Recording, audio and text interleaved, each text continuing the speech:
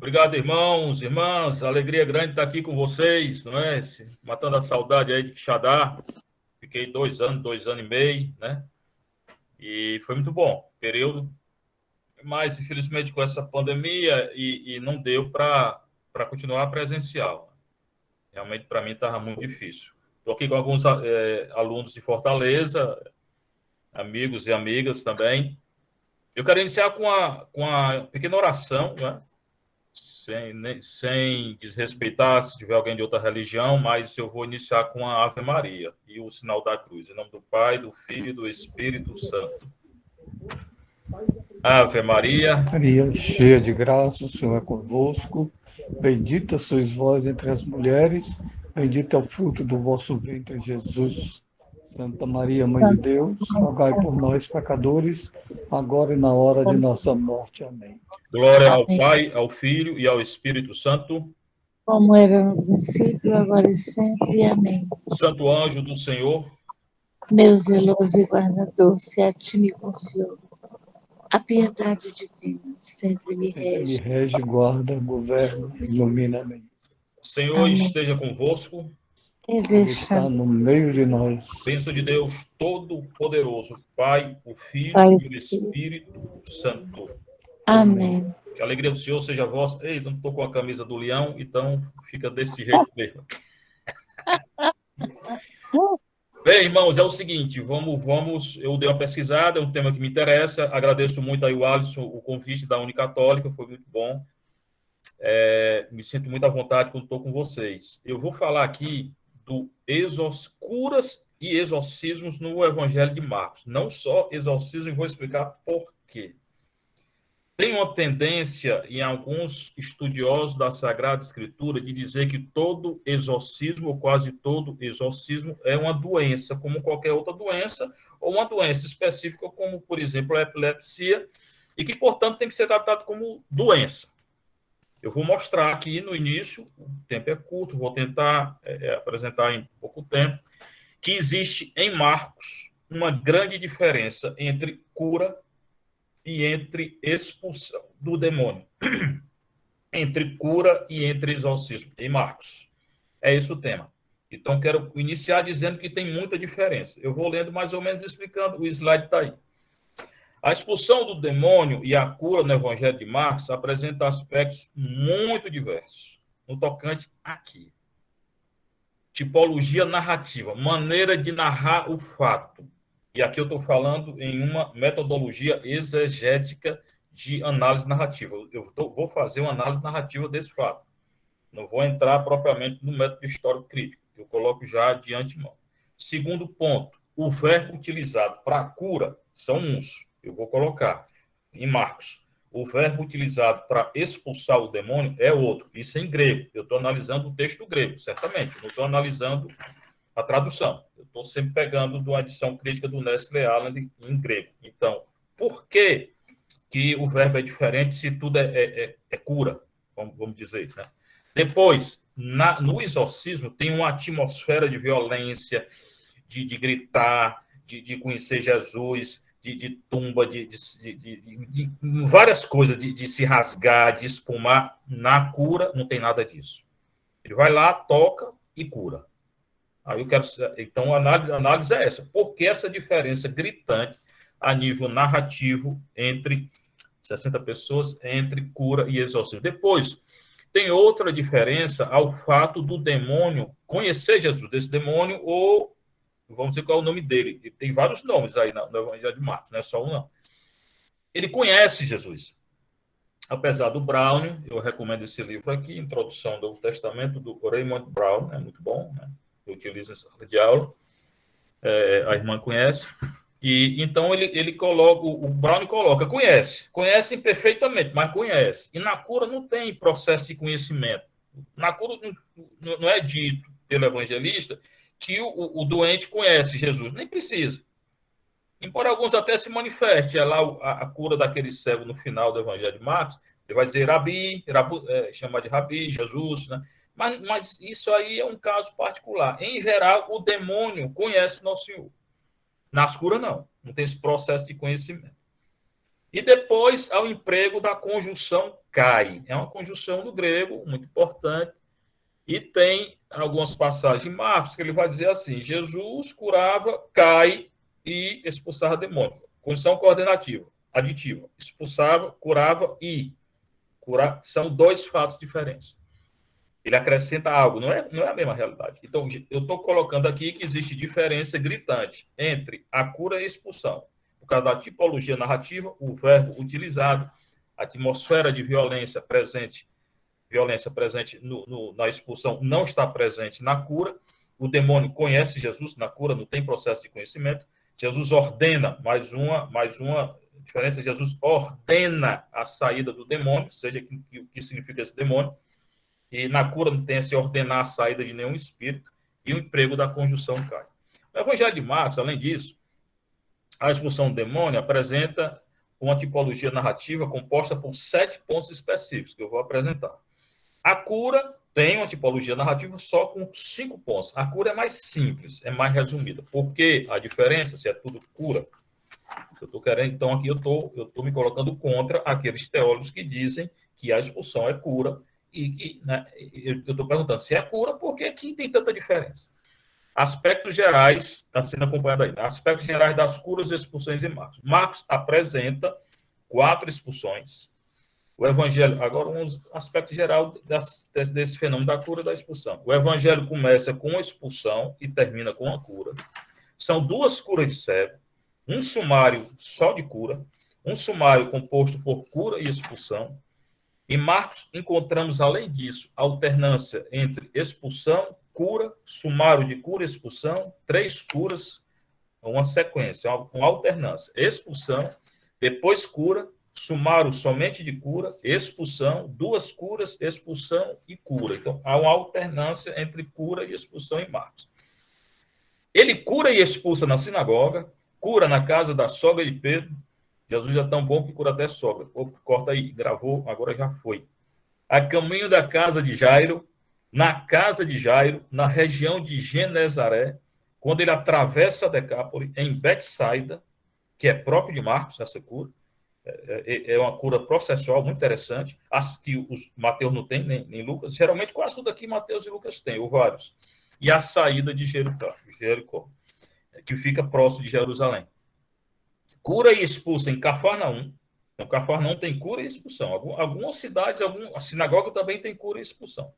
Expulsão na região dos Gerazenos ou Gadarenos, no território de Tiro, pagão. Depois da transfiguração, tem uma expulsão. E ao descer da montanha, que é exatamente esse, depois da transfiguração. Jesus cura e expulsa o demônio na sinagoga e em Cafarnaum. Estou falando um pouco desse fenômeno de maneira geral, né? Da cura e da expulsão. Cura em 2 casas, essas 2 casas estão aí, de Pedro de Jairo, a caminho de uma casa, em Morroíça, perto do lago de Genezaré, está lá em 6,53, quando atravessa a Decápole, 7,31, em Betsaida, 8,22, e saindo de Jericó. Aqui são aspectos gerais da cura e da expulsão. Das 4 expulsões, ele apresenta 4 expulsões e 9 curas, 2 são em território estrangeiro. Portanto, 50%. Só existe um relato de cura em Marcos em relação ao território estrangeiro. A metade das expulsões é em território estrangeiro. É coisa interessante para se notar. No caso de cura, só tem um relato de 9, um relato em relação ao território estrangeiro, e assim mesmo está saindo de Tiro, ele está se movimentando. Não é dentro da cidade. Não é dentro propriamente, ele está se retirando. Né?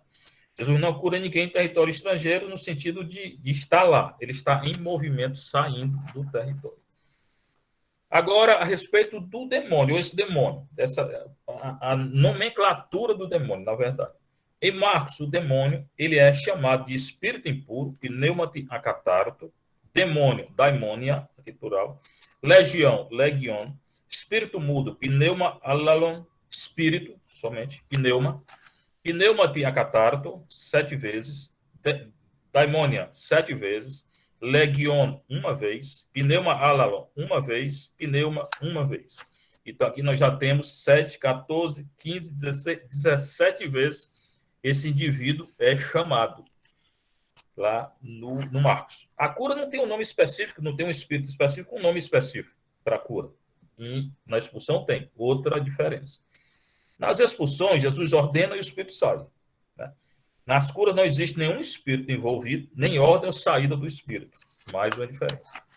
Os verbos utilizados na expulsão do demônio no Evangelho de Marcos são 2. Ekbalo, né? É um movimento violento de dentro para fora. Ekbalo, expulsar. Quer dizer, provavelmente expulsar. Essa preposição que significa isso, um movimento violento de dentro para fora. Ekbalo, getare fora, jogar fora, expulsar. E exer romai, doer romai, sair. São 2 verbos para expulsão. Nas curas, os verbos são outros. E não existe o prefixo ek, que significa esse movimento com violência, de dentro para fora. Nos evangelhos sinóticos, agora alargando um pouco, além de só Marcos, o verbo ekbalo, esse da expulsão, né, de etare fora, aparece 34 vezes, com o sentido de expulsar o demônio. 34. É um grande número. Mais da metade das vezes que aparece os sinóticos, aparece com esse significado, de colocar para fora, expulsar. Colocar para fora e expulsar. O sujeito que expulsa é quase sempre Jesus, não sempre. Tem outros que expulsam o demônio também. Nós vamos colocar isso. Jesus, no sinótico, prega, agora ainda o sinótico de uma maneira geral, ele prega, cura, expulsa o demônio, perdoa o pecado, envia em missão. Tá? No discurso missionário, os 12 têm autoridade para expulsar os demônios. Né? Aqui, exousia, equibalen a demônia, expulsar.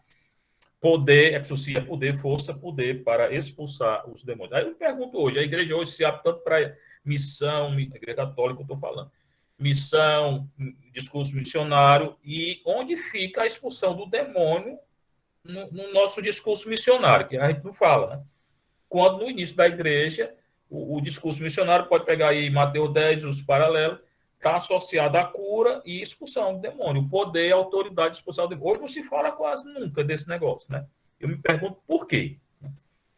Bem, continuando. Então, Jesus tem a autoridade de expulsar o demônio e no sinótico ele dá essa autoridade para os discípulos apóstolos. Tá? Ele chama, em Mateus 10, apóstolos e discípulos. Tem diferença. Discípulo é aquele grupo maior, mais de 70.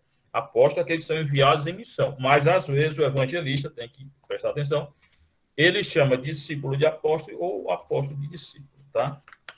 Continuando, numa geral ainda sobre o pessoal que está chegando agora, eu estou fazendo a diferença entre cura e expulsão do demônio, que tem teólogo que diz que é tudo a mesma realidade. Eu não concordo com ser a mesma realidade. Em Marcos não é a mesma realidade, é muito diferente. Os discípulos, portanto, podem pregar, curar e expulsar o demônio. Depois dá autoridade também, né, para a questão do perdão dos pecados. Eu não vou entrar nessa questão hoje. Em Marcos 16, 17, a expulsão do demônio faz parte dos sinais que acompanharão aqueles que crerem, ou aqueles que crerão. Então, Jesus dá uma ordem, dá o poder para eles em missão, e diz no final do Evangelho de Marcos que é um sinal que acompanhará aquele que acredita. Eu me pergunto, cadê esse sinal? Né? Porque hoje na igreja a gente não vê tantos. Não é que eu quero que você veja o Satanás em todo canto, né? Mas parece que fala pouco desse indivíduo. Aqui. Tá bom, no sinótico, além de Jesus e dos discípulos, existem outros exorcistas. Presta atenção, não é só Jesus que tira. Aí tem as citações, você pode, como o tempo é curto, irmãos, eu gostaria de cada citação dessa analisar no grego. Não vou ter tempo, sinto muito. Quero comentar uma geral sobre isso aqui, né? Jesus frequentemente expulsa o demônio pela palavra. Ele manda, ele ordena. Palavra. A cultura aqui é oral, não é escrita. O escrito vem depois. Os meninos aí que me conhecem sabem que eu falo tanto de cultura oral. É pela palavra que ele cura. Ou ele expulsa o demônio. Tem na cura também. A palavra aqui também entra na cura. Os demônios só saem mediante oração. Né? Então, tem um tipo de demônio que não só pela palavra, sim, mas ele só sai pela oração, e tem um papiro 75, que é um acréscimo, ele vai falar oração e jejum. Eu vou apresentar daqui a pouco esse papiro aí. Jesus não expulsa o demônio por Beelzebul. o príncipe do demônio, mas pelo poder de Deus. De novo, poder, autoridade, exousia ou dinamis no grego. O grego do Marcos utiliza dois substantivos para falar dessa autoridade de Jesus. Exousia e dinamis. Tá? E fala pelo Espírito de Deus, ou pelo dedo de Deus que ele expulsa.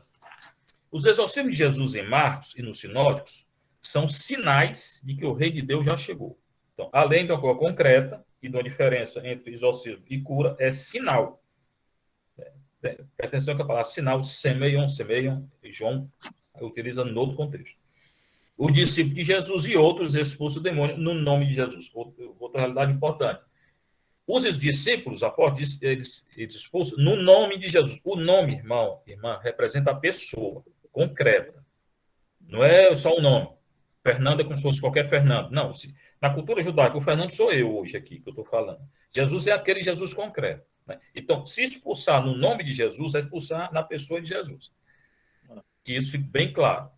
Isso aqui é aspectos gerais ainda, eu vou analisar cada texto de cura e expulsão, daqui a pouco. O verbo equibalo, que é o verbo da expulsão, apresenta uma importância teológica fundamental no Evangelho de Mateus. Aqui, abrindo um pouco mais para Mateus e tal. Lucas é um pouco diferente. Quer dizer o quê? O verbo da expulsão, jogar para fora, nas trevas exteriores, onde haverá choro e ranger de dentes. Diga.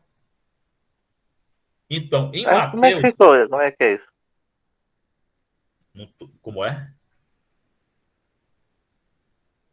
Quem está se manifestando aí?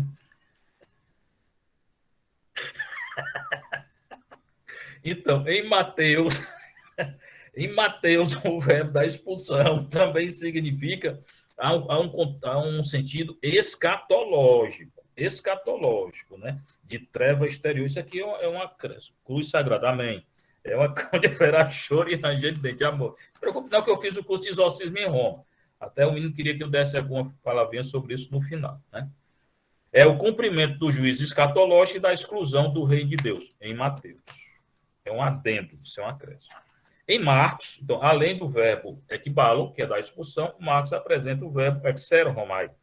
Ele é utilizado 9 vezes. O outro é utilizado, a gente viu 17, várias vezes, na expulsão dos demônios. Então, são várias vezes que os dois verbos são utilizados em Marcos. Tá? Esses dois verbos não aparecem na cura. Então, cura não é expulsão. Primeira coisa que eu quero dizer isso aqui bem claro. Você vai escutar o professor dizer, não, esse negócio de cura é tudo, negócio de expulsão de demônio. Isso não, é tudo cura. Não é. O Evangelho de Marcos não é. Uma coisa é curar, outra coisa é expulsar demônio.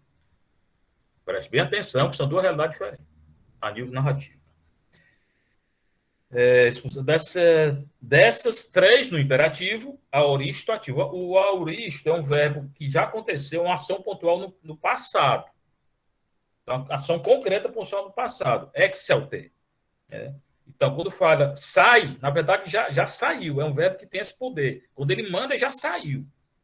Tá? E na cura não tem isso. Nem o verbo utilizado é esse. Tá? Vocês estão seguindo o pensamento ou não? Está dando para acompanhar? Então, para frente. Ordenando ao demônio de ir embora. Em Mateus, o verbo aparece 4 vezes nos exorcismos. Esse verbo é exeromai ou eromai. Em Lucas aparece 12 vezes. Mas Lucas é um caso à parte. Eu quero tratar aqui de Marcos e o Mateus que segue um pouco ele. Em Marcos, os verbos utilizados para a cura são diferentes. Então, para a expulsão são 2. Ekbalo, exeromai. Utilizado várias vezes, mais de 20 vezes. Para a cura, são os seguintes verbos. Terapeu, cataristete, apecatestate, iste, higios, sote, que é o da salvação, efatá, abrite, aramaico, hebraico, apacateste. Então, é muito diferente o verbo ou os verbos utilizados para a cura para aqueles verbos utilizados para a expulsão. A nível narrativo, não tem como você dizer que é igual, não. Não tem como dizer que esse negócio de exorcismo é só uma cura, uma epilepsia, não. Em Marcos não tem, não. Eu sinto muito. Tá? Além disso que eu tenho falado, retomando, no exorcismo, no demônio, na saída do demônio, tem uma atmosfera de violência. Outra diferença gritante entre cura e expulsão. Na cura não tem violência. Não tem. Né? A violência foi curar a sogra do Pedro, mas depois, né? Então, não tem violência. Brincadeira aí, né? Ainda bem que não entenderam, né? Então, não tem violência na expulsão. Na expulsão. Essa atmosfera de violência, o que é? Grito, medo, treva, obscuridade. Isso não está presente na cura. Na expulsão, está. Por exemplo, aí eu vou elencar todas aquelas vezes que aparece isso. Marcos 1, 23, grito, depois grito, sacudir violentamente, cair aos pés, gritar, túmulos, tumbas, ninguém podia dominá-lo com correntes, grilhões, algemas, arrebentar os grilhões e as algemas, ninguém conseguia subjugá-lo, tudo isso na expulsão, cura não tem nada disso. Sem descanso, noite e dia, perambulava pelas tumbas e pelas montanhas, dando gritos e ferindo-se com pedras, gritos. Então, todos esses verbos de grito, confusão, violência e tal, aparece na expulsão. Não está presente na cura. Fugir, ficar com medo, né? Tomar, tirar pelo chão, espumar, ranger o dente, ficar rígido, agitar com violência, cair por terra, rolar espumando, essa torcida do Ceará. Atirar o fogo na água para matar, né? Gritar, agitar violentamente, ficar com morto. Não tem na cura, só tem na expulsão do demônio. Então, essa atmosfera de violência não ocorre no fenômeno das curas. Não existe. É mais uma diferença. Mais um ponto para eu dizer aqui claramente que a expulsão do demônio não é uma cura. Em Marcos não é. Em Marcos não é. Continuando. Que eu já falei da conjunção cai. Essa conjunção cai no Evangelho. Ela coloca duas realidades, é uma conjunção aditiva coordenativa.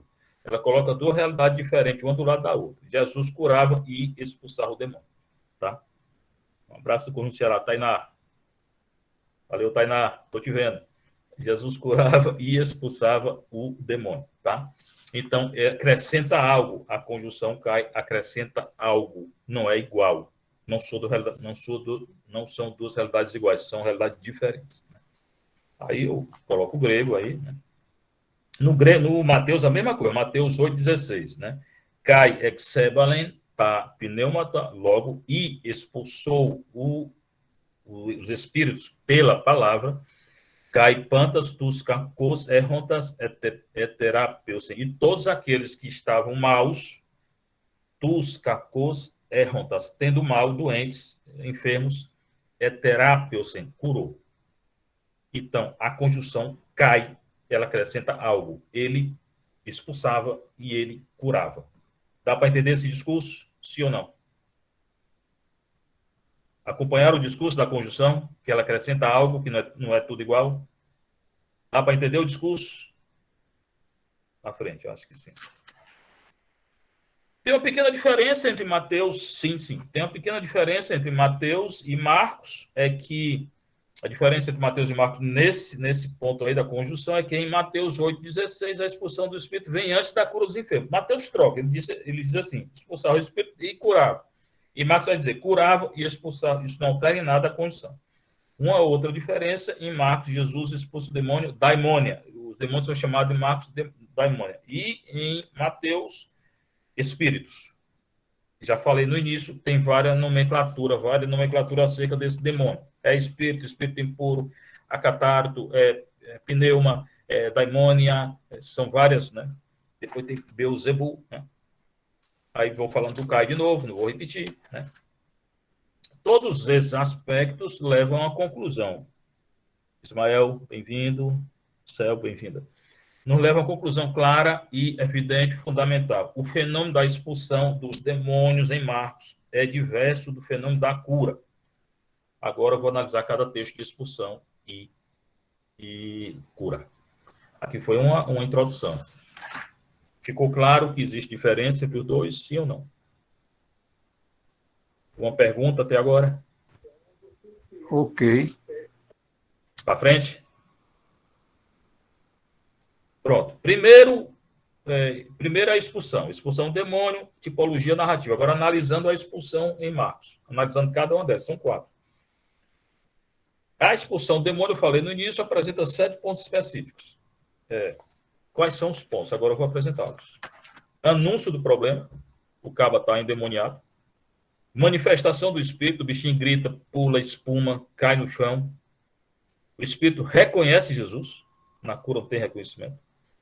A reação de Jesus, Jesus ordena que o espírito saia.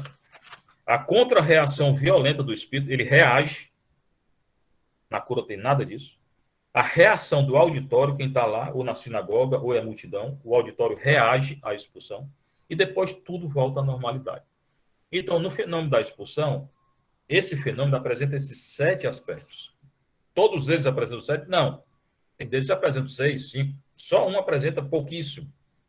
Tem uma expulsão em Marcos, no capítulo 7, que é bem diferente das outras. Caberia um estudo, as perguntas se darão no final. Ok, caberia algum estudo. Então, na expulsão, agora eu estou entrando no fenômeno da expulsão. Tive que correr um pouquinho na diferenciação, em geral. Na expulsão, eu tenho o anúncio do problema. Esse fulano de tal está possesso. A manifestação do espírito, grita, faz aquela zoada toda. O espírito fala, reconhece, eu sei quem tu és, reconhece Jesus. Jesus reage, ordenando que ele saia. E aqui, o que é o exorcismo que vocês estão estudando aí? De acordo com o curso que eu fiz em Roma. O exorcismo é a ordem para o demônio sair. Muita gente que trabalha com oração de cura e libertação e exorcismo, ele confunde as coisas. Né? Porque oração de cura e libertação, você não pode mandar o demônio sair. Você pode pedir ao Pai, ao Filho, ao Espírito Santo, a Maria, o anjo, Gabriel, o Rafael, que tire o demônio. Mas se você manda o demônio sair, meu filho, você fez um exorcismo. E o cão nunca vai deixar você mais. Pode ter certeza. Ele pode correr, gritar, espernear, o bicho não deixa mais. Então, nunca na oração de libertação, mande ele sair. Nem por brincadeira. Por quê? Porque você está fazendo exorcismo. Só isso. O que caracteriza o exorcismo é a ordem. Mandar ele sair. Você não tem autoridade para isso. Só o padre, hoje em dia na Igreja Católica, o padre instituído pelo bispo diocesano. Esse é o único que tem. Nem o padre que não foi instituído não pode. Que fique claro, né? A reação de Jesus no imperativo, ele ordena, que é o caracteriza o mesmo exorcismo. A contra-reação violenta do espírito, ele sai, mas muitas vezes ele também fazendo barulho, dando barulho grande. Na cura não tem nada disso. A reação do auditório, daquele que estão vendo, e o retorno à normalidade. Depois ele volta, fica bom. Curado, se é surdo, mudo, ele fala. Se é cego, vê. Se é aleijado, caminha. Não, isso aí na cura. Estou falando no caso do espírito. Né? Então, volta à normalidade, no caso, esquece essa última coisa aí. Volta à normalidade no caso da expulsão. Vou analisar o primeiro caso de expulsão. Pegue sua Bíblia aí, que é Marcos 1, 21 a 28. O espírito impuro em Marcos 1, 21 a 28. Pode pegar aí.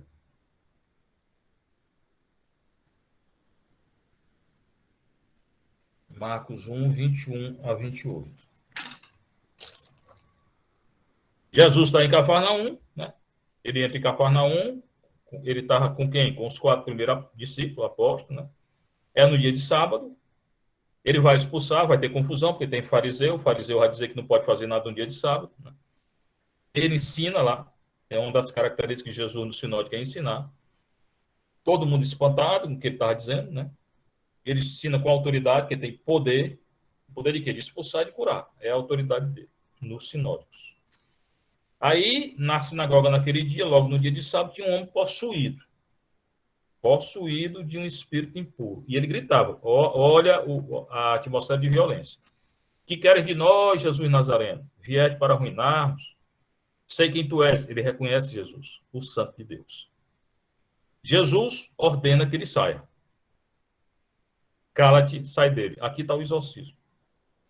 O espírito impuro sacode violentamente um homem, a coisa da violência, e, dando um grande grito, saiu. Todos então se admiram, perguntando o que é isso? Que autoridade é essa? Exousia, poder, dinamis.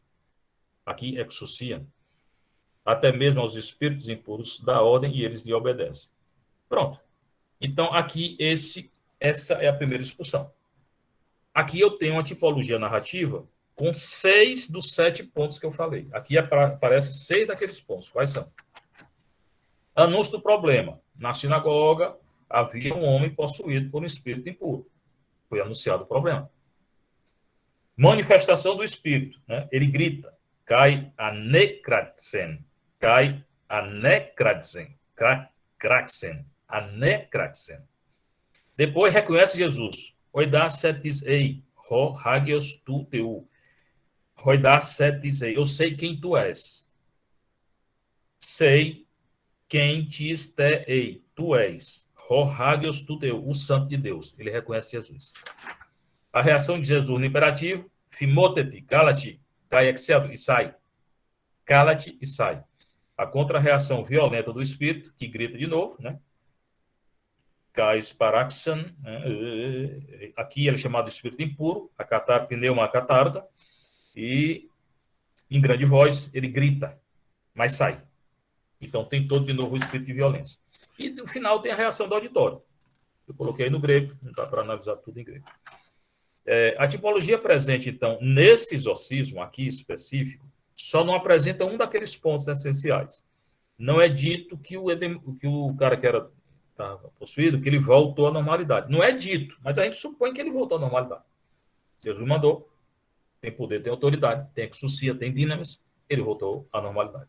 Então, praticamente, isso aqui apresenta todos os aspectos. Não é dito expressamente que ele voltou à normalidade. Em outros casos é dito, voltou a fazer... No caso da cura, especificamente, é dito sempre isso, né? A sogra lá que volta a fazer o que estava fazendo antes, quando é curado.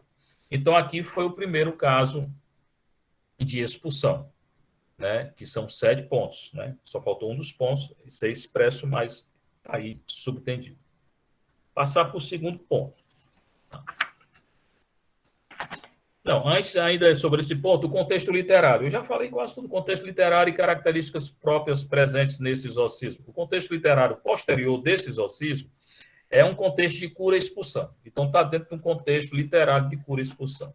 No esquema dos versículos 21 a 28, se deve acrescentar o fenômeno da autoridade de Jesus. Aqui, Jesus ensina com autoridade. A palavra autoridade para cá, irmãos, é exousia, que eu já falei. Tá? Qual é a diferença de Jesus e dos fariseus? Jesus ensina com autoridade. Por quê? Porque ele expulsa o demônio e cura. Fariseu nenhum tem exousia, tem poder, tem força nele. Então, aqui é uma característica dessa expulsão, a exousia de Jesus. Depois, o fato que Jesus impede que os demônios falem que ele é, né, é característica da expulsão do demônio. Né? O verbo efien, permitir, em uma oração de Jesus, não permite que eles falem. Aqui é outra característica, mas é tanto da cura como da expulsão. Jesus muitas vezes manda ficar calado em Marcos. Não digam o que eu fiz. Não digo que eu expulsei o demônio. Não digo que eu curei. É próprio do Evangelho de Marcos, essa questão aqui. Tá? Jesus impede os demônios de faneron, de tornar manifesto o que está acontecendo. E o que é que está acontecendo? A expulsão deles. Jesus não quer ser reconhecido. Porque não tinha chegado a hora dele ainda, de passar do mundo para o Pai. Né? Chegará depois. E nessa expulsão aqui, o fenômeno da expulsão relaciona-se, portanto, a 2 aspectos específicos. Essa aqui. A autoridade de Jesus é exousia, ao fato que Jesus impede que o demônio digam quem ele é, pois o reconhece. Né? E isso, o fato da autoridade, da exousia, e de impedir que eles digam, não aparece no fenômeno das curas. É outra diferença entre cura e expulsão. Posso ir para frente? Posso ir para frente? Sim, padre. Segunda expulsão, o endemoniado Gerazeno. Agora, a segunda expulsão é 5, 1 a 20. Também é conhecida essa expulsão aqui em Marcos 5, 1 a 20. Pegue sua Bíblia aí, Marcos 5, 1 a 20. É aquela história lá, do cara lá que tinha uma ruma de demônio, né? É uma legião, né? Que entra nos porcos e Jesus ordena que eles saiam. Eles pedem para entrar nos porcos, eles entram nos porcos, e aí os porcos se afogam e eles são libertos para ficar naquela região. É o que a gente consegue entender desse trecho. A tipologia narrativa dessa expulsão apresenta aqueles 7 pontos específicos. Anúncio do problema. Um homem possuído por um espírito impuro caminha ao encontro de Jesus. Manifestação do espírito impuro. Ninguém podia dominá-lo. Arrebentava os grilhões e as algemas. Perambulava pelas tumbas, montanhas sem descanso, gritava, feria-se com pedras. O Espírito reconhece Jesus e clama em alta voz: que queres de mim, Jesus, filho do Deus Altíssimo? Deus Altíssimo. Conjuro-te que não me atormentes. Na cura não tem isso. Jesus reage com o verbo no imperativo, ordena, aqui é o exorcismo, de novo, o exorcismo é mandar o demônio sair. Ele ordena ao espírito do mal que saia. A contra-reação violenta dos espíritos sai do homem, entra nos porcos e a manada se precipita no precipício, afogando-se. A reação do auditório, fogem, vem ver o que aconteceu. Primeiro foge, depois vem ver o que aconteceu. E os que apacentam contam o fato na cidade e nos campos. As pessoas vêm até Jesus ver o que aconteceu. Essa é... As testemunhas contam o que aconteceu com o endemoniado e com os porcos. Eles pedem que Jesus se afaste do território dele. Se antes Jesus, no anterior, pediu para manifestar, agora eles pedem que Jesus se afaste. Essa é a segunda. Por fim, o retorno à normalidade, o homem parte e anuncia o que Jesus fez por ele. Essa é a segunda expulsão. Então, vocês estão vendo aqui, a gente analisou rapidamente 2 expulsões, tem mais 2 no Evangelho de Marcos. Nada disso acontece na cura.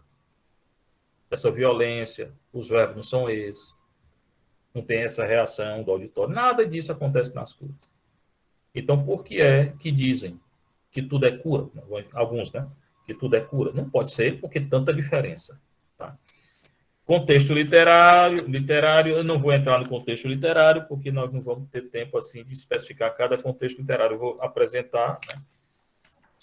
Vou passar agora para a terceira expulsão. Vamos lá, Alisson. Terceira expulsão. O demônio da filha de uma cirofenícia. Essa expulsão, ela é bem característica. Ela não apresenta quase nenhuma daquela tipologia narrativa. Ela é bem diversa das outras expulsões. Não tem o espírito quer dizer, a atmosfera de violência. É o 7, 24 ao 30. Né? Jesus está andando, ele vai para o território de Tiro, entra numa casa, né? Não queria que ninguém soubesse, mas continua com essa atmosfera de não se manifestar, mas não conseguia ficar oculto, ele não queria que dissesse, mas era impossível ficar oculto, né, porque ele tinha poder e ele estava expulsando demônio, estava curando. Aí uma mulher tinha uma filha que tinha um espírito impuro, aqui é pneuma catarto, e ouviu falar de Jesus. A fé vem pelo ouvido. Ela vem, atira-se até os pés de Jesus. Né? Ela era grega, pagã, cirofenícia de nascimento, né? E lhe rogava que Jesus expulsasse o demônio. Aqui tem o verbo da expulsão. Jesus coloca um obstáculo, né? Aqui ele coloca um obstáculo, uma fase de complicação. Na análise narrativa, isso aqui é chamado fase de complicação. Ele coloca um obstáculo. Deixa que primeiro os filhos se saciem, porque não é bom tirar o pão dos filhos dos judeus e atirar aos cachorrinhos, aos pagãos. Ele coloca, como se ele dissesse, não vou expulsar, para suscitar a fé da mulher. E a mulher, ela reage, que Jesus disse, né? É verdade, Senhor, mas também os cachorrinhos comem debaixo da mesa as migalhas dos filhos. E, no final, Jesus diz a ela, 29, pelo que disserte, vai, o demônio saiu, aí houve a expulsão da tua filha. É bem característica essa expulsão, mas muito diferente do uma cura. Nós vamos ver quando analisar as curas. Ela voltou para casa e encontrou a criança atirada sobre a cama e o demônio tinha ido embora, tinha sido expulso. Vou ler aqui. Então, essa aqui apresenta 3 dos 7 aspectos específicos, né? Quais são? Anúncio do problema por parte do evangelista. Marcos anuncia, versículo 25. A filha tinha um espírito impuro, pneuma catarro. O espírito sai, é a segunda característica, e o retorno à normalidade. O demônio aqui é chamado de 2 coisas, espírito impuro e demônio. Tá? A expulsão no território de Tiro, né? A filha da mulher está com espírito impuro, eu já relatei isso, vou passar para a 4ª expulsão. 4ª expulsão, Alisson, o epilético endemoniado. Aqui, a Jerusalém, ela confunde as coisas e coloca epiléptico endemoniado. Isso aqui é a Bíblia de Jerusalém. Eu, Padre Fernando, não concordo com a Bíblia de Jerusalém. Eu estou dizendo que ele não é epilético. Estou dizendo que ele é possesso. Eu, Padre Fernando. Então, essa é a 4ª expulsão do demônio, que não tem epilepsia, não. Que é o Marcos 9,14. O que é aqui que aconteceu? Jesus está com os discípulos, né? Ele tem uma grande multidão aqui. Em várias curas de expulsão tem multidão. Mas, na relação da cura, aqui é um caso de expulsão que tem multidão. Alguém da multidão vem, chama Jesus de mestre, meu filho tem um espírito mudo, né? Aqui é um espírito mudo, tem toda a atmosfera de violência, atira pelo chão, ele espuma, arranja os dentes, fica rígido, pediu aos teus discípulos que expulsassem, eles não conseguiam. Né? Jesus aqui se irrita, né? Ô geração incrédula, até quando estarei convosco, né? E mandou trazer o menino, né? Possesso. Levaram até ele. Na hora que o demônio vê Jesus, começa a gritar, a agitar com violência, de novo a atmosfera de violência que não tem na cura. Que cai por terra, rolando e espumando. Jesus pergunta quanto tempo, ele vai dizer desde menino, né? Desde pequenino, tal. E característica dessa expulsão, o pai diz, se tu pode, não tem negócio de si não, mas ele colocou, né? Se tu podes, ajuda, se tem compaixão de nós. Ela é isso, compaixão. Jesus disse, se tu pode, tudo é possível para aquele que crê. E pronto, aí ele na hora, o pai da menina grita que eu creio, Jesus, aqui também tem um certo obstáculo para que ele creia, e ele acaba crendo, né? Ajuda a minha incredulidade, Jesus vê a multidão, segunda vez que fala da multidão, e ordena ao Espírito, né? O Espírito grita, agita o menino e sai. Jesus pega o menino pela mão, é raro, mas acontece. Ele se levanta e, ao entrar em casa, os discípulos perguntam, por que não podemos expulsá-lo? E Jesus diz, essa espécie não sai, senão através de oração, e alguns manuscritos colocam, em jejum. Analisando isso aí. A tipologia narrativa em Marcos 9 apresenta 5 daqueles 7 pontos. Essa aqui apresenta 5. Quais são? Anúncio do problema, não é? O menino está com o espírito mudo. Manifestação do espírito, segundo. Toma o filho, atira no chão, cai por terra, espuma, rola, arranja os dentes, fica rígido, atira o menino no fogo e na água. Terceiro, Jesus conjura o espírito para que saia, né? Aqui é que se dá a expulsão. O espírito grita, agita o menino e sai. Quando Jesus ordena, acontece. Jesus toma o menino pela mão, ergue o menino, se levanta, retornando à normalidade. Essa é a quarta expulsão. Então, aqui analisamos as 4 expulsões no Evangelho de Marcos. Todas elas têm esse negócio de violência, ordem para sair. Júlia Girão. Pronto, diga. Pois não, Júlia Girão. Esses assuntos só tem no Evangelho de Marcos ou tem outros evangelhos? Pois não, Júlia, eu estou analisando o Evangelho de Marcos. O Mateus é muito próximo. O Lucas tem alguma diferença. Só que tem que entender que o Marcos é considerado o evangelho mais antigo. E que o Mateus e o Lucas dependem de Marcos. E que o Mateus e o Lucas têm uma fonte comum. E que eles, cada um, tem uma fonte própria. Então, como o Marcos é anterior, é o primeiro testemunho. Entendeu? Então, tem prioridade. E como o Mateus concorda com ele, o fato do Lucas não concordar em algum... Eu não vou entrar no Lucas aqui. Então, não anula o que está em Marcos, não. Entendeu? Porque Marcos é anterior. Dá para entender? Tá, deu. Embora eu estou expondo aqui a expulsão em Marcos e a cura em Marcos. Que fique bem claro, certo? Sim, obrigada. Nada. Então, essa aqui, irmãos e irmãs, foi Júlia Girão, levantou. Pronto. Acho que já foi, né? Tem outra pergunta, Júlia? Não, tá ótimo. Pronto, agora vamos ver as curas, tá certo? Vamos ver as curas. Por exemplo, aqui tem um outro papiro, o papiro 45, aqui está na edição crítica, o papiro 45 acrescenta. Esse espírito não sai se não for com oração e jejum. Esse negócio de jejum, alguns papiros manuscritos apresentam, outros não. É um acréscimo, provavelmente. Então, em expulsão tem toda essa atmosfera, irmão. Verbo diferente, é tudo muito diferente da cura. A expulsão da cura no Evangelho de Marcos. Não há como você dizer que é epilepsia, por exemplo, como a Jerusalém. Eu estou criticando a Bíblia de Jerusalém aqui. Não é epilepsia, não é doença. É outro fenômeno, porque é tudo diferente, né? Bem, agora vamos lá, Alisson, o fenômeno da cura. Tipologia narrativa da cura. Vou analisar agora as 9 curas, se eu tiver tempo, né? Se eu não tiver tempo, vou deixar algum doente aí, né? Não vai dar para curar todo mundo, né? Vamos lá.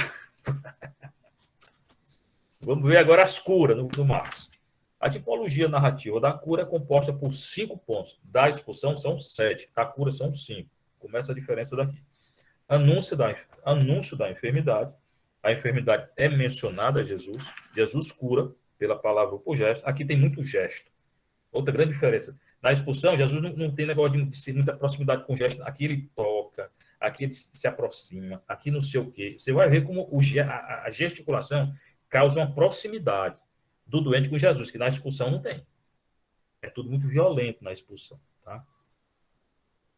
Atualmente tem 100 pessoas assistindo. A enfermidade é retirada e o enfermo age normalmente. Então, vamos analisar isso. Eu vou dar um geral sobre a cura. Nas curas, frequentemente, se fala da fé, né? Na expulsão, um outro caso, mas na cura, frequentemente. Existe uma relação entre cura, fé e salvação. Jesus muitas vezes vai dizer, a tua fé te salvou para a cura. Tá? Na expulsão não tem. Nas curas, frequentemente, há o contato físico. Relação física de Jesus com o enfermo, ou do enfermo com Jesus. Isso cria uma relação de proximidade. Na expulsão não existe. Confrontar Marcos, né? Jesus toma a sogra de Pedro pela mão e a faz levantar. Depois Pedro traiu, né? Não sei se foi com raiva, mas aconteceu. Depois a hemorroíça, Tainá fica só ainda ali. A hemorroíça toca nas roupas de Jesus. Isso aqui é muito interessante, irmão. Tocar na roupa. Você sabe o que significa roupa? A identidade, a pessoa. O manto de Jesus significa ele. Tocar na roupa não foi a roupa que curou. O pessoal que gosta de relíquia, não foi a roupa, não, irmão, foi Jesus. Porque a roupa é a identidade da pessoa. E pela roupa, pelo manto, se transfere a autoridade de uma pessoa para outra. Se transfere a identidade de uma pessoa para outra. Recorde Elias e Eliseu, quando Elias sendo arrebatado do céu, segundo Reis 2, minha até doutorado, escrevi sobre isso. O Eliseu pediu o espírito dobrado de Elias, ele disse, se tu me vê subindo, tá? Aí ficou o manto dele. Quando Eliseu pega o manto que bate no rio, as águas se abrem. O novo êxodo. O manto não é só o manto, é Elias, é a pessoa de Elias. O manto aqui não é só o manto. O que curou foi o manto. Foi Jesus, é a pessoa de Jesus. Então, tem essa relação entre cura e salvação. Né? E esse negócio de tocar no manto, tocar nisso, tocar não sei o quê. Né? Nas expulsões do demônio, não há essa relação de proximidade e esse negócio de tocar, essa proximidade de tocar, não. Primeira cura, a sogra de Simão. Tá? Finalmente falei tantas vezes dela, né? Então,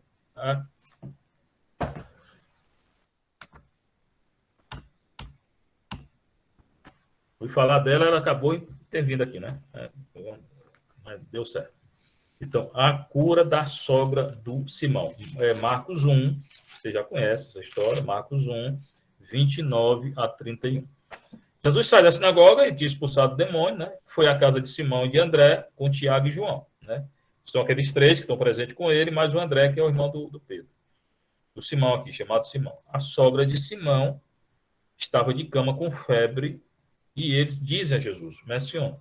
Aproximando-se, ele a tomou pela mão. Olha, a proximidade, tomar pela mão, tocar, isso não tem na expulsão. Tem toda uma atmosfera de bondade, de tranquilidade. Não tem na expulsão isso aqui. Então, por que é que é tudo igual se é tão diferente a narrativa? Tá certo? Aí a fez levantar, a febre deixou e ela se pôs a servir. Vou ler aí o que eu escrevi. A cura presente em Marcos, essa cura aí, segue o esquema específico com 5 pontos essenciais. Os 5 pontos estão aqui. Anúncio da enfermidade, a sogra de Simão está de cama, com febre. A enfermidade é mencionada a Jesus, versículo tal. Jesus cura, toma a sogra de Simão pela mão e a faz levantar. De novo, a proximidade, aqui tem uma proximidade, muito interessante. A doença é retirada, a febre deixou, e o doente age normalmente, retorna à normalidade. Ela se põe a servir. Tá? Jesus cura por gesto, se aproxima, toma a mão da sogra e Simão e a levanta. Não tem isso na expulsão. Não tem nada disso. Há uma intimidade. Aqui é uma intimidade, Jesus com o doente. Contexto literário, não vou ler, porque não vou ter tempo de ler, né? Se tivesse, né? Não vou poder tempo. Segunda cura, o leproso. Então, essa é a primeira cura. A segunda cura, o leproso, de 1,40 a 45. Um leproso vai até ele. Aqui não é nem ele que vai na casa do... Ele vai à casa de Simão. Agora, o leproso é que vai até ele, implora de joelho, tem toda a questão de implorar e tal. Se quer, de novo, se... Jesus não gosta do se, não. Se queres. Tem que ter fé. Pode se purificar. Essa cura aqui tem a ver com purificação. Por quê? Porque é lepra. Lepra é impureza ritual, segundo o Levítico. Levítico 14 fala da impureza ritual. Tá? Então, essa também é uma cura específica. Mas é uma cura que não tem aquela violência apesar da lepra, você pode até considerar uma coisa muito ruim, mas não tem aquela violência da expulsão, né? E irado é uma tradução, né? Jerusalém coloca assim, o versículo 41. Irado, Jesus estendeu a mão, tocou. Outras traduções dizem movido por compaixão. Não é irado, movido por compaixão. É outra tradução. Jesus estende, toca, na cura tem um toque, né? E diz: quero ser purificado. Naquela hora, a lepra deixou. Aqui também ele cura pela palavra. A expulsão é pela palavra, a cura é também. Mas não tem a violência da expulsão, e é muito diferente, né? Tem essa proximidade de tocar. E manda que ele se ofereça o sacerdote, porque a lei exigia isso, né? Pela purificação dele, para que retorne, né, à vida, né? O leproso não podia entrar na cidade, né, no antigo Israel, né, antes de ser curado, né? Quando fosse curado, tinha que mostrar ao sacerdote, o sacerdote vê se estava todo curado, sem mancha na pele e tal, ou se a mancha está ficando branca, para permitir que ele retornasse à cidade. Então, Jesus ordena que ele siga a lei, na verdade. Ele não quis, né, impediu que divulgasse, mas ele divulgou. Não adiantava dizer que fica calado porque ele divulgasse. Se fosse hoje com a internet, pior ainda. Vou ler aqui o que eu escrevi. Essa cura segue o esquema narrativo com 4 dos 5 pontos. Anúncio da enfermidade, Jesus cura, a doença é retirada, o doente age normalmente. Tá? Vou para outro. Contexto literário, não vou ler aqui. Tenho mais uns 10 minutos, segundo o Alisson, então também eu vou um pouco correr. Terceira cura, o paralítico em Marcos 2, 1 a 2. Isso aqui é muito, muito interessante, essa cura, né? Porque aqui ele vai perdoar pecado, ele não vai curar na hora. Aí vai dizer, para que vocês entendam que eu tenho o poder de curar, de perdoar, eu vou curar. Então, o perdão é um sinal que ele tem poder de curar. Mas, ao mesmo tempo, o perdão é mais importante que a cura. O perdão é mais importante que a cura. E tanta gente hoje corre atrás de cura física, né? Irmão, a confissão bem feita é mais importante que a cura física. Sabe? Esse evangelho é muito claro. Vou ler aqui, eu não vou ter tempo de expor. Cura bastante específica, essa do paralítico lá, que ele perdoou os pecados. Relacionada ao perdão dos pecados. Apresenta 3 dos 5 pontos específicos. Jesus cura o paralítico pela palavra. Levanta, toma o teu leito e vai para a tua casa. A doença é retirada. O paralítico levanta e carrega o leito. E age normalmente. Tá? Para não ficar batido, eu vou falar alguma coisa. Então, ele entra de novo em Cafarnaum, né? Então, traz um paralítico, coloca ele por cima da casa lá, porque tinha muita gente e tal. A casa judaica tem uma abertura no teto, e eles baixam o paralítico bem em frente de Jesus, né? E Jesus sabia que ele era paralítico lá e que queriam que ele curasse, mas não curou. Jesus fala o seguinte: filho, teus pecados estão perdoados. Ele perdoa os pecados, ele não cura. Porque o mais importante é o perdão, não é a cura física. Aí os escribas começaram a blasfemar, né? Por que ele está dizendo isso? Né? Só Deus, quem é que perdoa o pecado? Só Deus, exatamente, Jesus é Deus, né? Aí Jesus, entendendo toda a murmuração, disse: o que é mais fácil dizer? O pecado estão perdoado ou eu dizer levanta e anda? Eu estou perguntando a vocês, o que é mais fácil dizer? Os teus pecados estão perdoados ou dizer levanta e anda? O que é? Responda aí.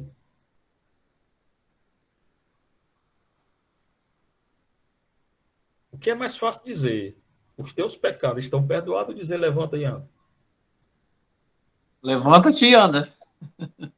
É mais fácil dizer levanta e anda? Ou teus pecados estão perdoados, perdão. Mas decida, o que você quer dizer mesmo, que eu não estou entendendo. Seus pecados estão perdoados? É mais fácil, né? Por que, Leônidas? Porque vai que a pessoa, as suas forças físicas não possibilita andar, então a cura espiritual é muito mais significante. Não, não é nesse sentido, não. Presta atenção na pergunta. O que é mais fácil dizer? Os teus pecados estão perdoados ou dizer levanta e anda? Levanta e anda. Por quê? Porque curar os pecados... Não, perdoar os pecados, não é curar os pecados, é perdoar os pecados. Perdoar os pecados é maior do que... Vitória, é o contrário. É mais fácil dizer os teus pecados estão perdoados. Por quê? Porque eu não tenho que provar nada. Mas se eu disser levanta e anda, eu tenho que curar o cara na frente de todo mundo, ou não? Tem que fazer ele andar. É mais fácil dizer que os pecados estão perdoados. Quando o padre perdoa os pecados, a gente vê os pecados saindo da pessoa? Não. É um ato de fé. Mas se eu disser, levanta e anda, eu vou ter que curar o sujeito. Ou não? O sentido é esse. Dá para entender ou não? Sim, Entenderam? Sim ou não? Sim, professor. sim. É mais fácil dizer, estão perdoados, porque eu não tenho que provar nada, irmão. É mais fácil dizer. Se eu disser levanta e anda, eu tenho que curar na frente de todo mundo. Aí ele diz, para que saibais que o Filho do Homem tem poder na terra para perdoar os pecados, eu te ordeno, levanta. Então, o mais importante é o perdão. E o perdão é a demonstração de que ele tem poder de curar. Ou, como ele fala aqui, né, para que saibais que o Filho do Homem tem o poder de perdoar, a cura, o mais importante é o perdão. Ele cura para dizer que ele é Deus, que ele tem o poder de perdoar. Tá? Caminhando. Agora, outra cura. Eu vou poder ler tudo, né?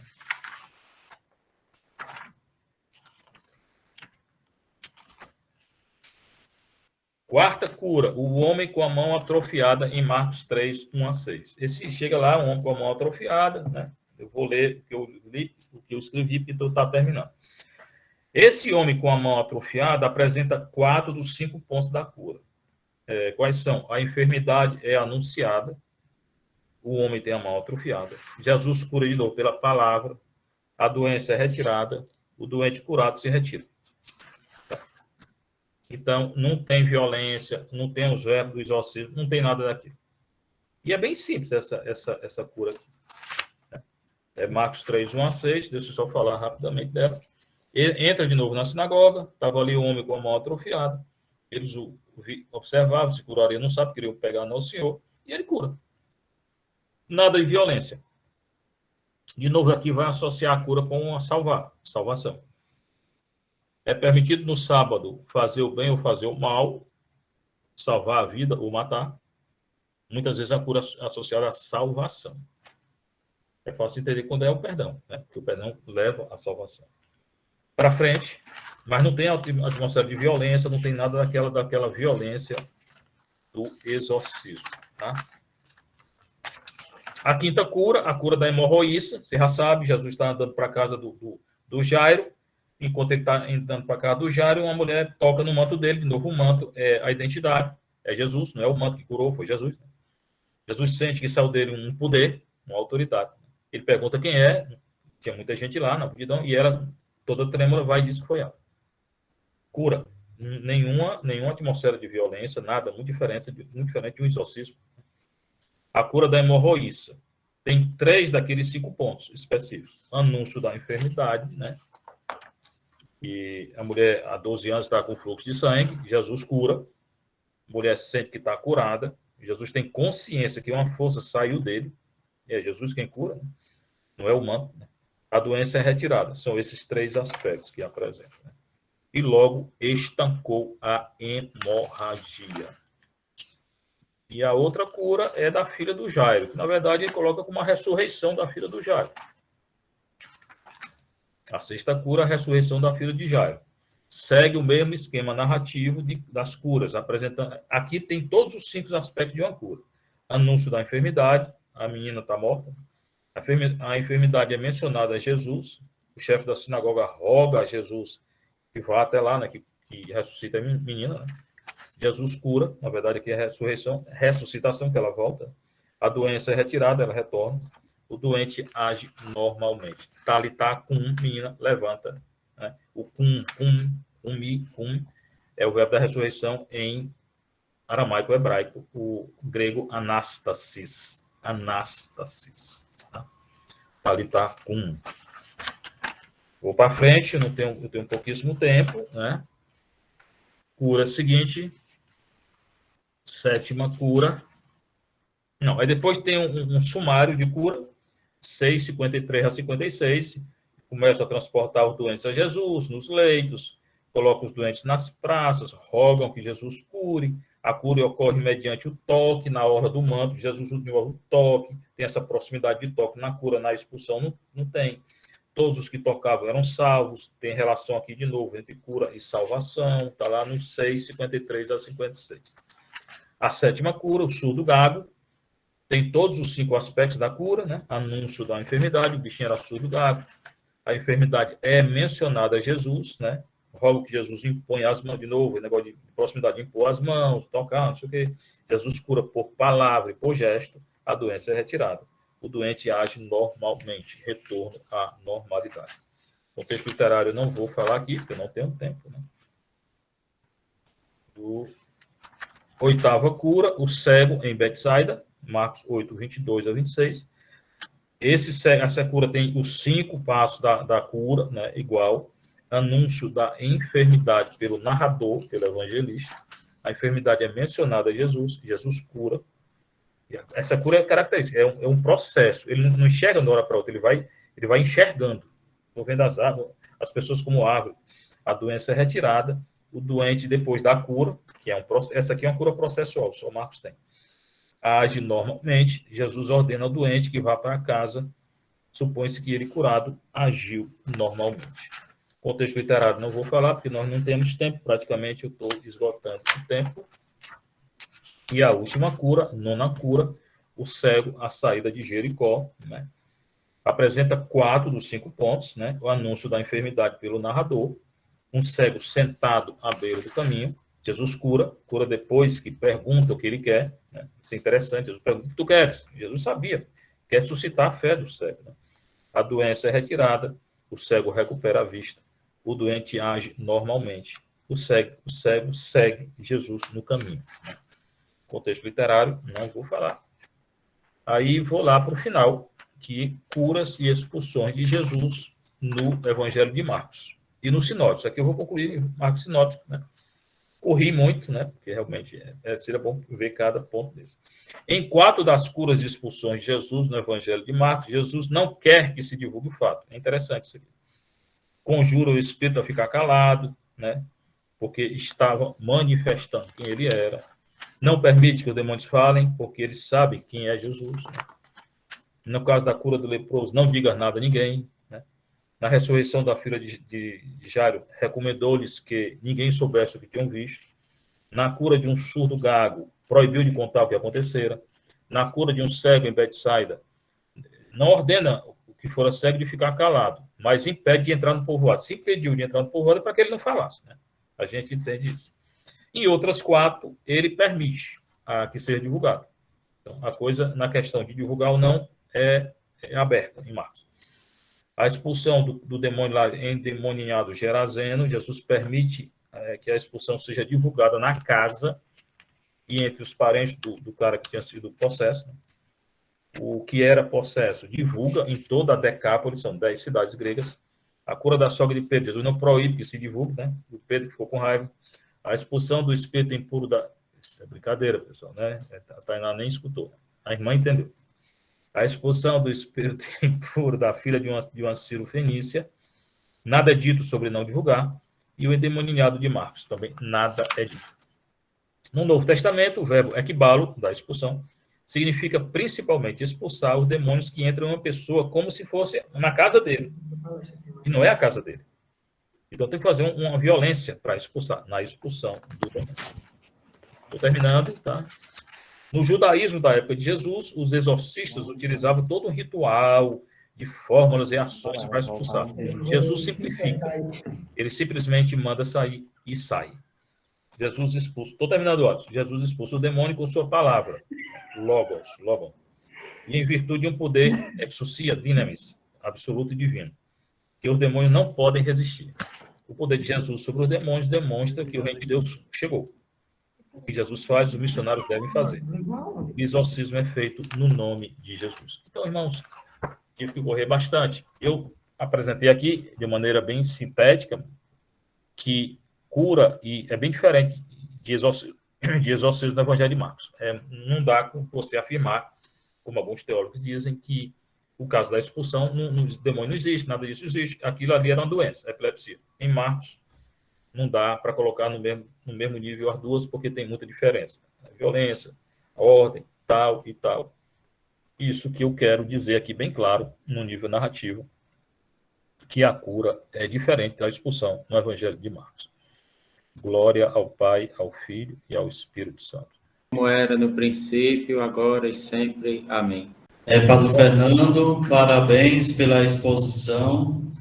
Obrigado. Creio que todos puderam observar como é que se dava essa questão do exorcismo no Evangelho de Marcos.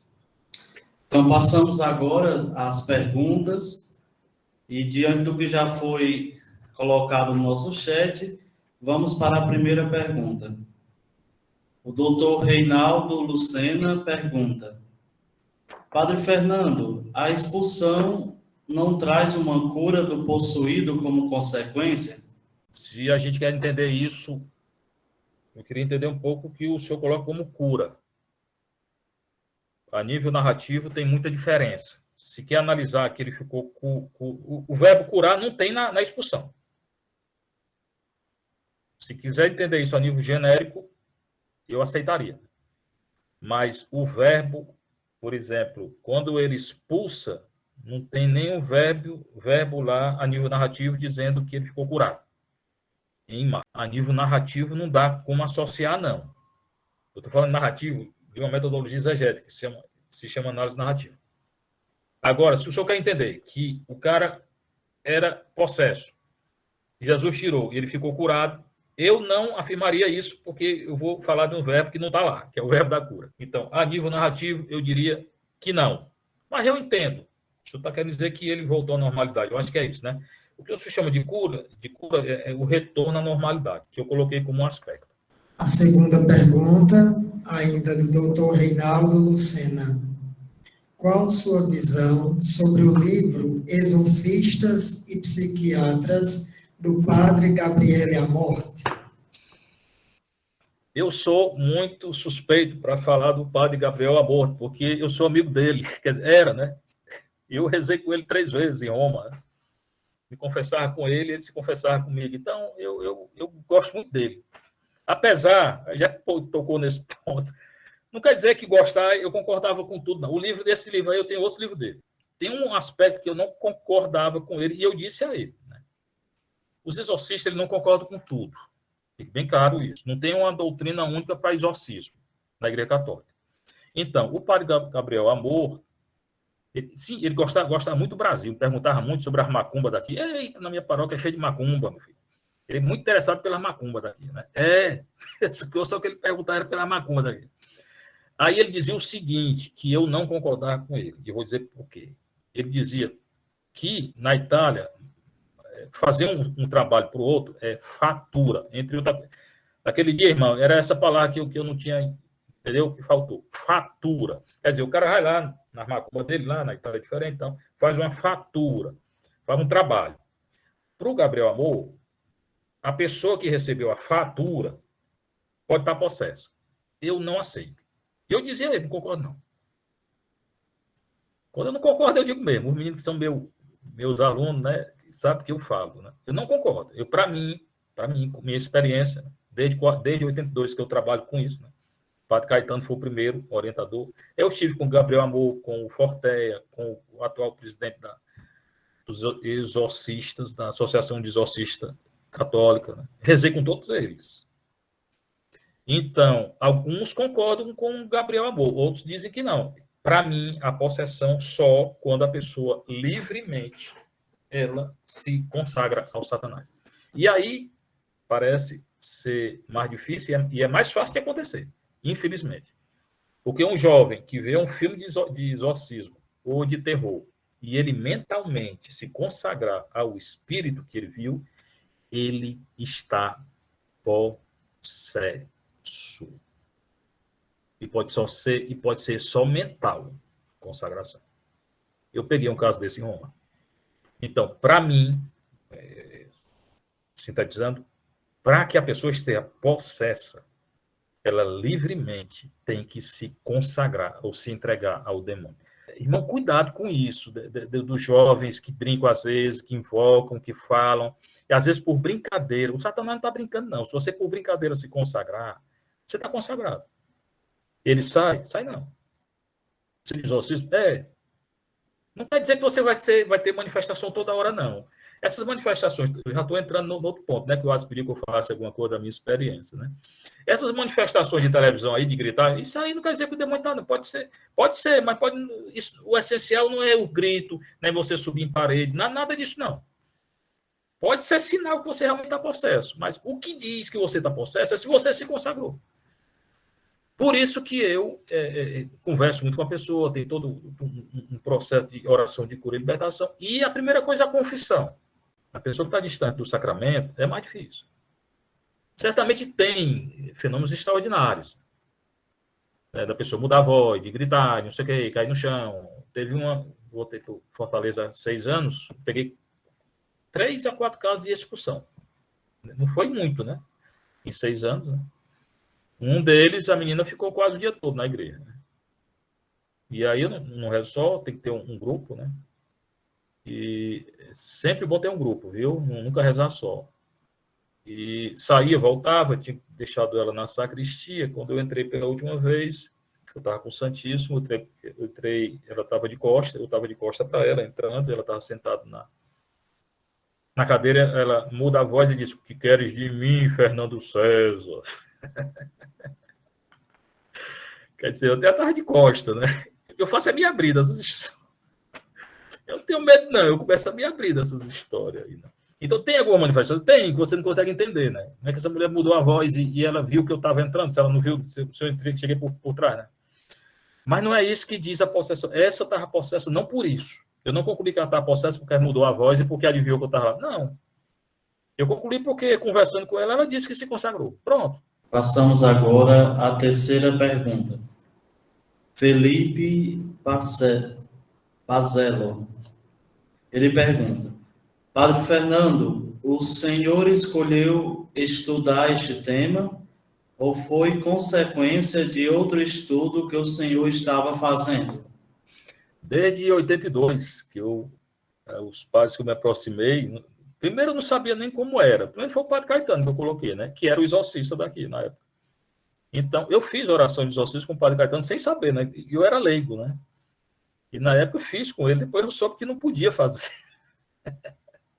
Mas aí, meu filho, já estava lascado mesmo, né? Como leigo, já tinha mandado o cão sair junto com o padre, então o cão começou a me perseguir. Eu já estou aqui nesse bar, e vamos. O Padre Caetano da Jerusalém. Então, de 82 para cá, e depois em Roma, fiquei 12 anos, eu seguia um exorcista lá, o Padre Giovanni.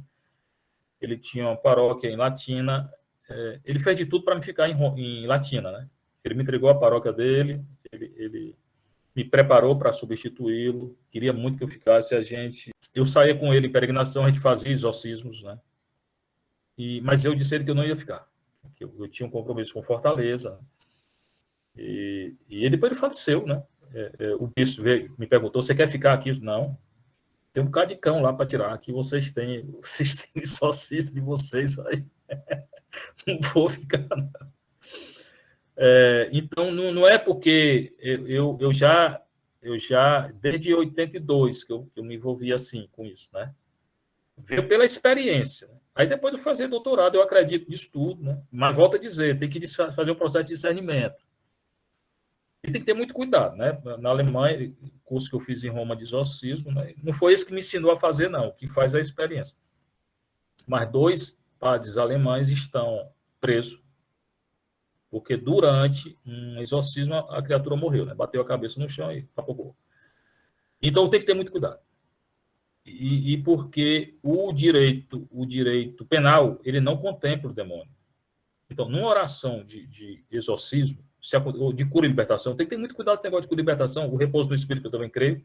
A pessoa, se é repouso no espírito, não acontece nada.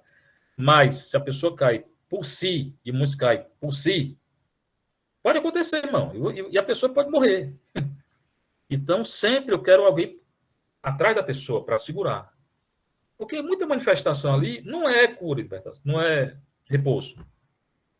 Não é. Como também muita não é exorcismo. Não é assim, tudo é exorcismo. Não, aí tem um processo do discernimento. Então, esses caras estão presos, tem que ter muito cuidado, você tem toda uma equipe de psicólogo também. Por quê? Porque a possessão deixa complicação psicológica sérias. A pessoa pode estar possessa, mas precisa de um psicólogo também. Não é a psicologia que tira o demônio, não. É o exorcismo. Mas deixa sequelas psicológicas também. Então tem que ter toda uma equipe de oração, né? Eu nunca faço oração só. Né? Só faço na igreja, diante do Santíssimo, e primeiro eu quero conversar, quero confessar a pessoa, né? Se não pode confessar, se está numa situação irregular, infelizmente não vai ter aquela força do sacramento, né? O mais importante é o sacramento. Também não está dito que a pessoa possessa está no inferno. O Senhor deixou alguns santos sofrerem disso, né? É um mistério, né? A próxima não é bem uma pergunta, é mais um pedido. O Fabiano Moraes, ele diz: Padre, o senhor comentou do perigo quantos leigos ministros de cura ao expulsarem o demônio mau. Por favor, nos comente mais. Vemos muitos ministros intercessores que se sentem muito entendidos sem o devido preparo e formação. Meus amigos leigos e leigas, não façam a besteira que eu fiz como leigo de tirar o demônio lá com o Padre Caetano. Né? Provavelmente foi o Padre Caetano que... Porque nunca mais ele vai lhe deixar. A autorização, a questão é a seguinte, a autorização para expulsar demônio só do padre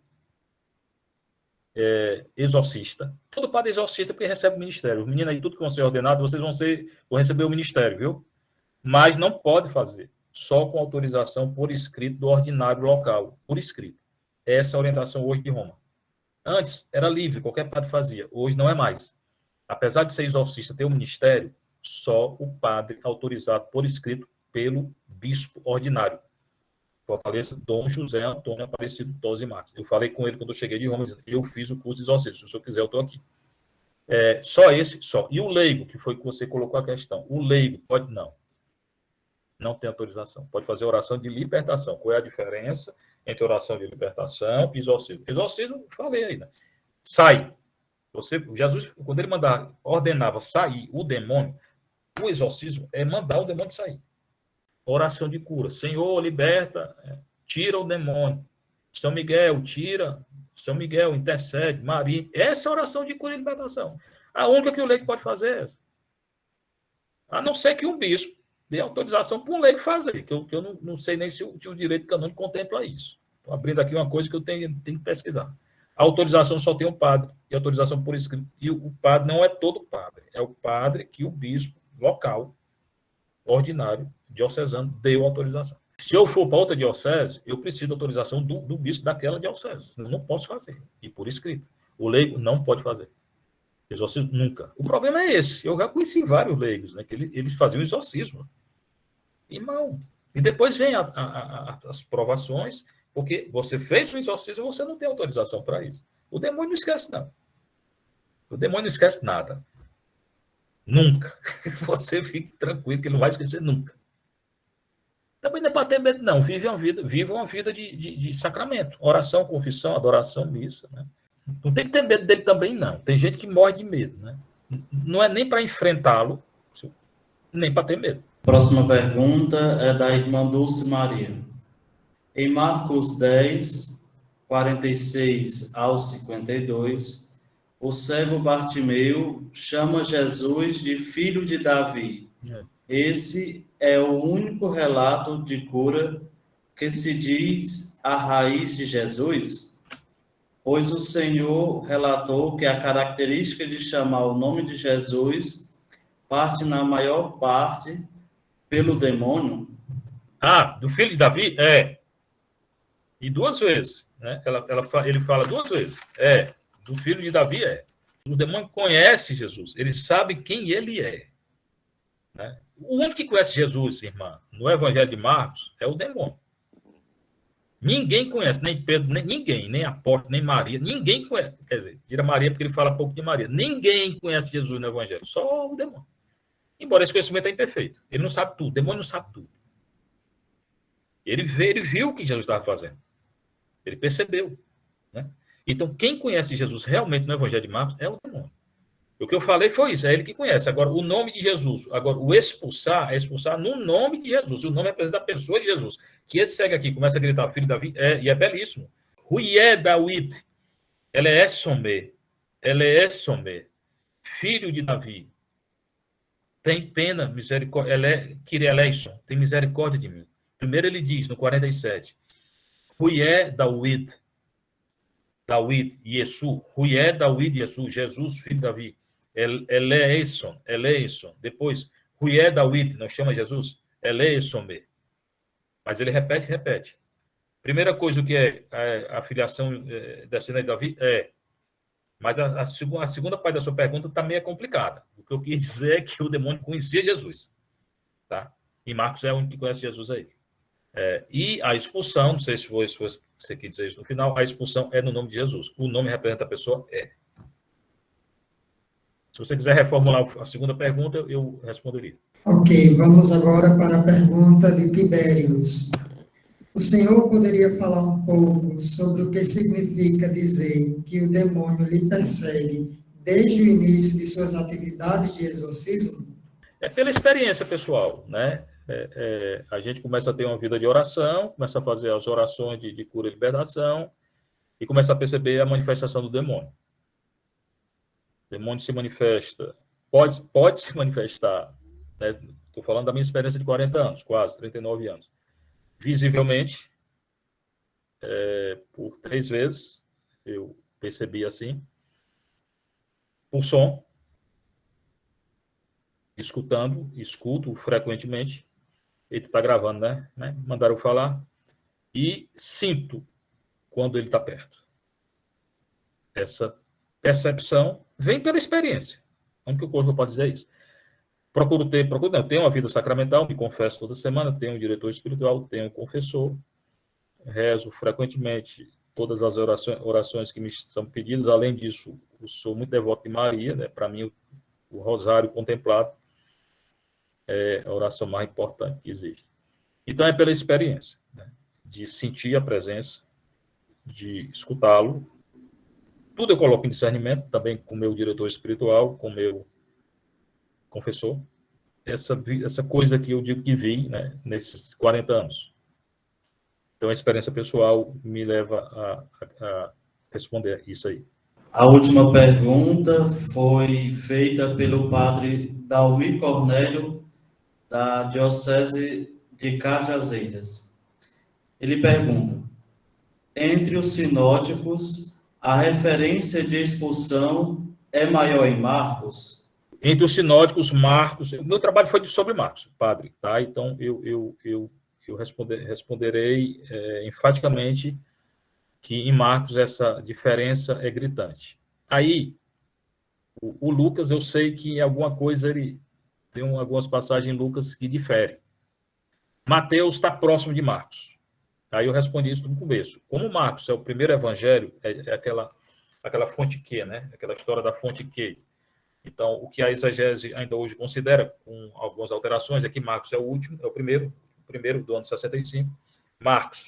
De Marcos depende, o Mateus e o Lucas conheceram Marcos, depois o Mateus e o Lucas têm uma fonte deles comum, e depois cada um tem um pouco a sua fonte própria. Então, como Marcos é o primeiro, deve ser o primeiro, e ele coloca essa diferença gritante entre cura e expulsão, e o Mateus segue Marcos, embora eu não fiz o estudo de todo Mateus. É o segundo ponto. Mas sei que segue Marcos em alguns pontos, em vários pontos. E Lucas é que discorda em algum aspecto. O Lucas discorda. A questão aqui é por que Lucas discorda. Não sei se eu respondi. Pronto, muito obrigado, Padre Fernando, por sanar as dúvidas que surgiram. Padre Fernando, mais uma vez, muito obrigado por aceitar o convite, por ter feito essa conferência muito boa, muito bem explicada. Nós que fazemos a Unicatólica, sempre estaremos de portas abertas ao Senhor. Saiba que sempre que precisarmos, estaremos batendo a sua porta para que o Senhor possa nos ajudar com algumas temáticas. Obrigado pelo convite. Muito obrigado pelo convite. Quando quiser, pode chamar. Bom saber. Obrigado. Muito feliz de estar aqui com vocês. Foi muito bem. Tive que correr um pouco. O tempo é exíguo, mas os meninos aí da Católica já conhecia. O que eu não conhecia foi muito bom, né? Esse momento aqui. Valeu. Rezo por mim. Pronto. Como forma de agradecer, vamos rezar uma Ave Maria pelo seu ministério, pela sua atuação aí na Arquidiocese de Fortaleza.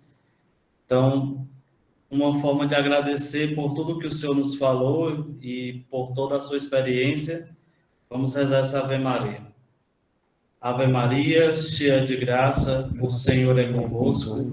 Bendita sois vós entre as mulheres, e bendito é o fruto do vosso ventre, Jesus.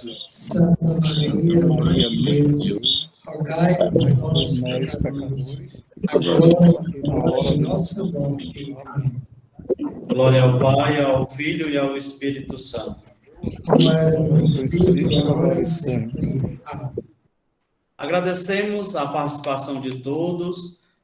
O nosso evento está sendo muito bem frequentado e nós que compomos o Centro Acadêmico de Teologia ficamos muito felizes com a frutuosidade deste evento. Desde o início, quando pensamos na temática, pensávamos em trazer um tema que pudesse despertar tanto nos seminaristas como também nos sacerdotes e religiosos o interesse por esse universo que muitas vezes é negligenciado, o da demonologia. Então, muito obrigado a todos pela participação e nos encontraremos amanhã no mesmo link às 7h30 da manhã.